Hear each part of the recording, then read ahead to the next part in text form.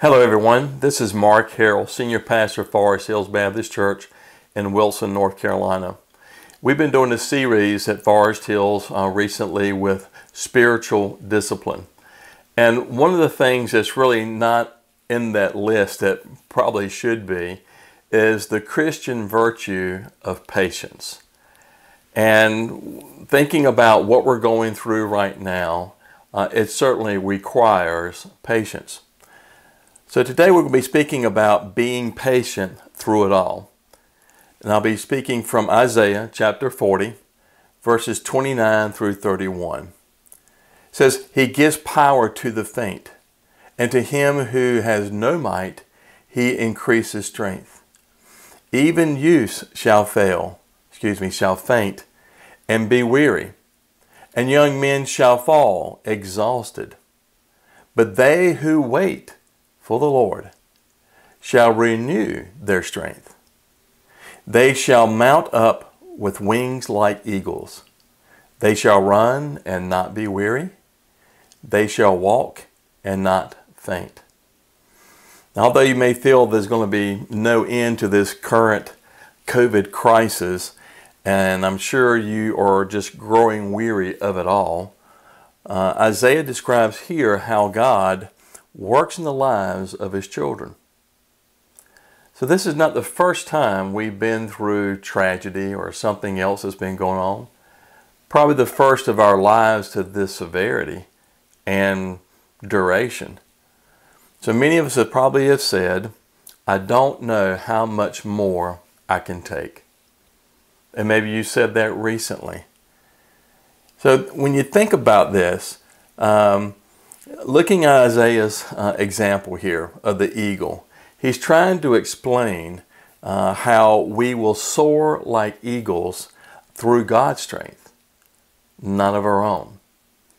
If you ever notice the eagles flying up in the sky, they really don't use a lot of energy. They soar. They use the thermals to not really glide. They're soaring up high, and we always describe them as soaring.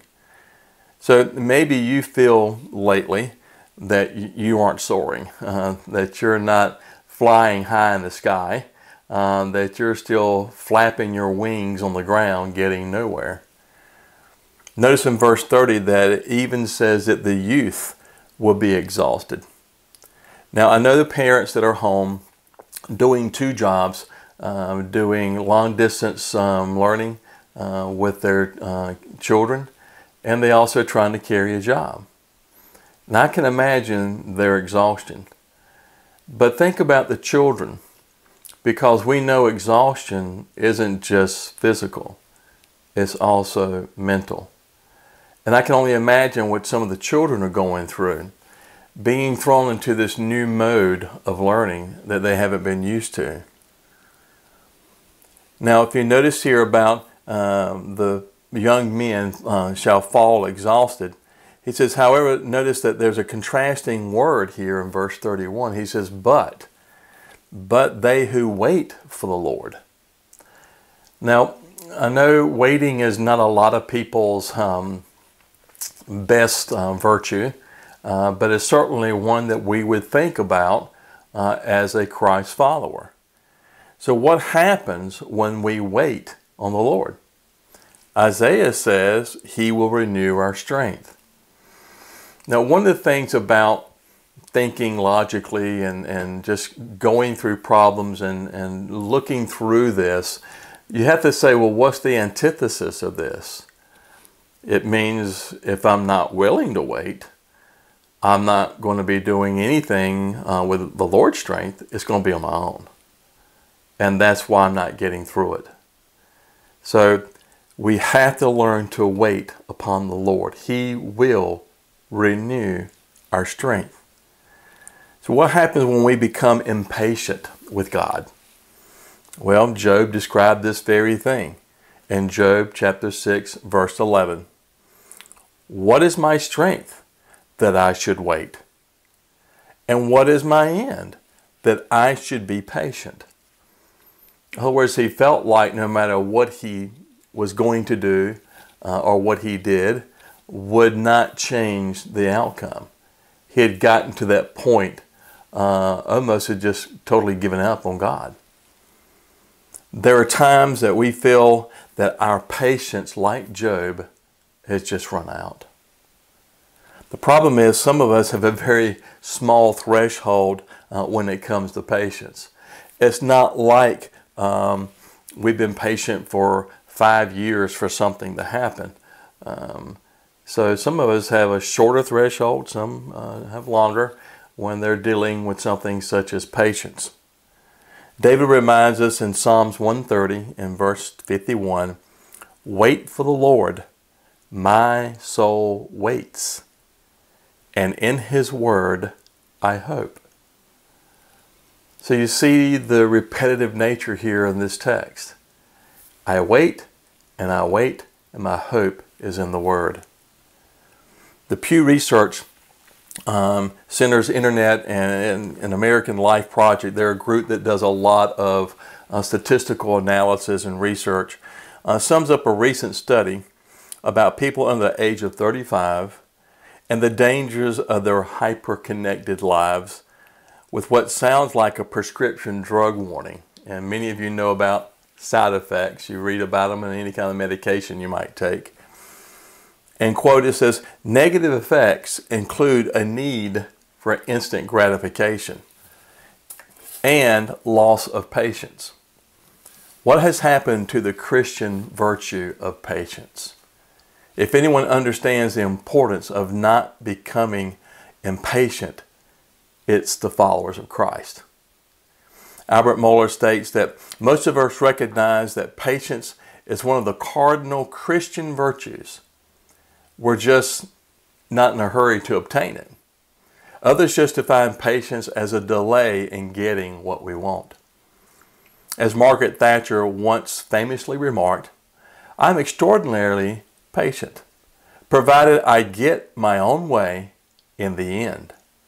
In today's fast-paced society and self-centered culture, patience is quickly disappearing, even among Christians.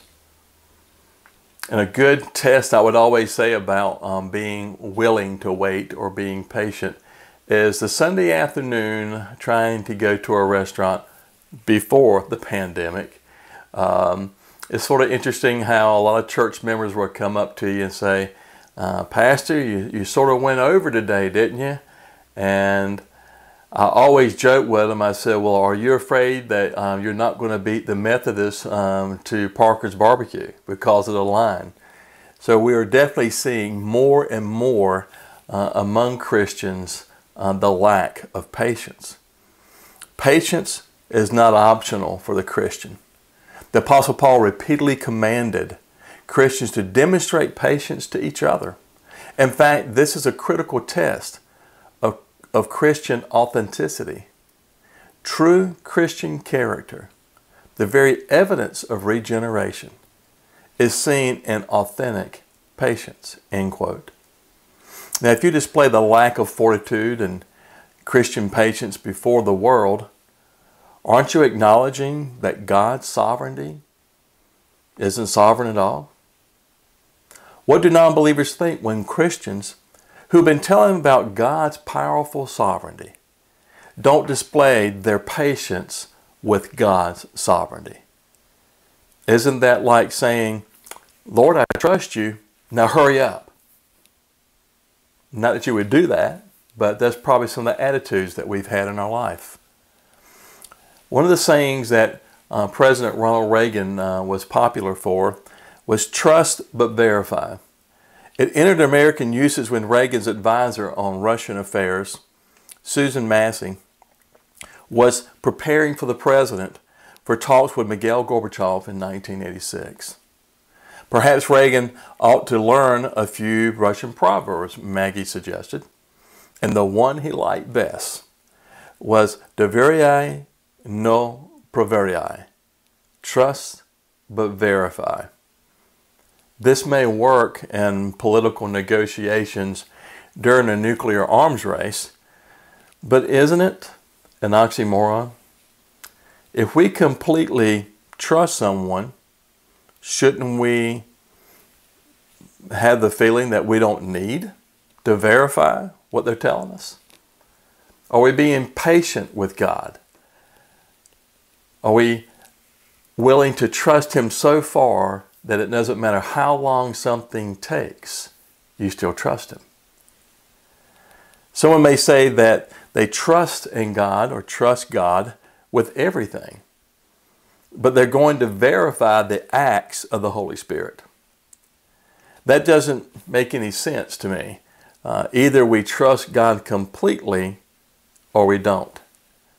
Now this is different than from Gideon putting out the fleece as a sign from God that He had indeed called Gideon to be a judge of Israel.